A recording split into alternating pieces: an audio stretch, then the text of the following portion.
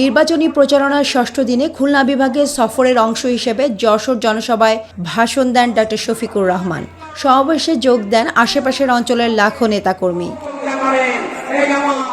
এ সময় জামাত আমির বলেন, গণভোটে হ্যাঁ বিজয়ী হলে দেশে আর কোনো স্বৈরাচারী শাসন, দলীয় চাঁদাবাজি বা জনসম্পদে হাত দেওয়ার সুযোগ থাকবে না। সিন্ডিকেট হাত আমরা গুঁড়া করে চাঁদাবাজি করা লাগবে না, ওদেরকেও বুকে টেনে নিয়ে ওদের হাতেও কাজ তুলে দেবো ইনশাআল্লাহ। বেকার ভাতা দেওয়া মানে বেকারত্বকে উৎসাহিত করা, এই কাজ আমরা করব।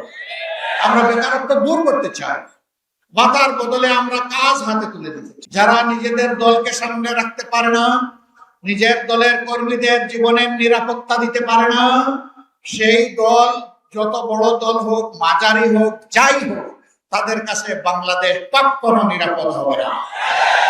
তিনি ঘোষণা করেন, সব ধর্মের মানুষ যেন তাদের ধর্মীয় পোশাক ও রীতি পালন করতে পারে, সেই স্বাধীনতা নিশ্চিত করা হবে।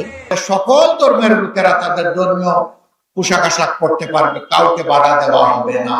আপনাদের ভালোবাসায়, সমর্থনে, দোয়ায়, দুঃখে আমরা যদি আল্লাহ তাআলার মেহেরবানিতে দেশ গড়ার সুযোগ পাই, আপনার ঘরে, চলাচলে, কর্মস্থলে, সব জায়গায় আপনাকে সম্মানিত করা হবে, মর্যাদা দেওয়া হবে এবং শতভাগ নিরাপত্তা ইনশাআল্লাহ নিশ্চিত করা হবে। যশোর সফর শেষে সাতক্ষীরা সরকারি উচ্চ বিদ্যালয়ে মাঠে জনসভায় বক্তব্য রাখেন জামাত আমির। এ সময় তিনি স্পষ্ট করে বলেন, জামাত কোনো প্রতিশোধের রাজনীতিতে বিশ্বাস করে না। আমরা ন্যায়সঙ্গত পন্থায় কারো কোনো ক্ষতি না করে তাদের সাথে উত্তম সম্পর্ক আমরা রাখতে চাই, কিন্তু আল্লাহর কসম আমরা কাউকে প্রভু হিসাবে আসতে দেব না। আমাদেরকে সুযোগ দিলে চাঁদাবাজের হাত শক্ত করে ধরে ফেলবে, তারপরে সিন্ডিকেট ভেঙে চুরমার করবে। কোথাও কোনো সিন্ডিকেটের অস্তিত্ব রাখা হবে না, শাসন হবে জনগণের শাসন।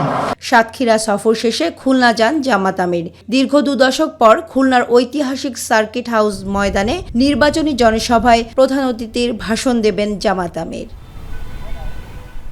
তামান্না সাদিকা, মাই টিভি।